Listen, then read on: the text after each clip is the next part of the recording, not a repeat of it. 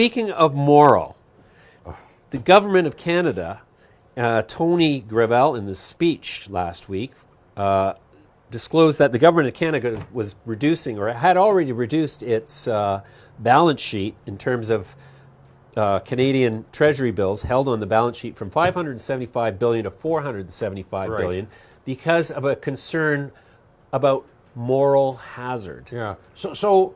So let me get this right. So the Americans are still expanding their balance sheet. At this point, they're expanding at the rate of at least $2 trillion every 12-month period. This year, that number's going up to $5 trillion, including the fiscal stimulus. Yeah. And Canada is pulling in their horns a bit because they see something out there that maybe is a little scary. Well, moral hazard. So I saw that moral hazard, and I've got to give credit where credit's due. Wolf Richter at wolfstreet.com was the one who wrote this article. Wolf lives in San Francisco, and he's a regular commenter on all things in the American sector, but he has lots of guest writers. Right. But I was surprised to see that he's so dialed into the Canadian context. He's paying attention. Yeah, because no Canadian media covered this. It was not a thing in Canada. He says the Bank of Canada announced the balance sheet reduction, suddenly worried about moral hazard. So he says that in a sort of facetious tone. So I went and looked at the moral hazard speech that was given. This was dated March 23rd. Tony Gravel is the deputy governor. He's a member of the CFA Society of Toronto, and he essentially delivered this speech in which he delivered it to the CFA Board of Toronto. The CFA is the Charter of Financial Analysts. Right. So these are all supposedly financial wizards.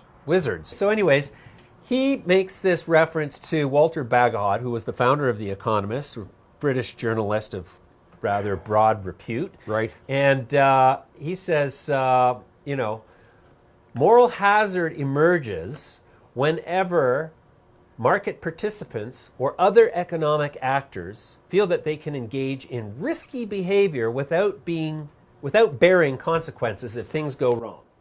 So the Bank of Canada is essentially, the deputy governor of the Bank of Canada is saying that it is the mandate, among other things, of the Bank of Canada to guard us against moral hazard, because when they say market participants, that's you, that's me. Yes. Other economic actors, that's pretty much everybody. Everybody is an economic actor of one way, one stripe or another.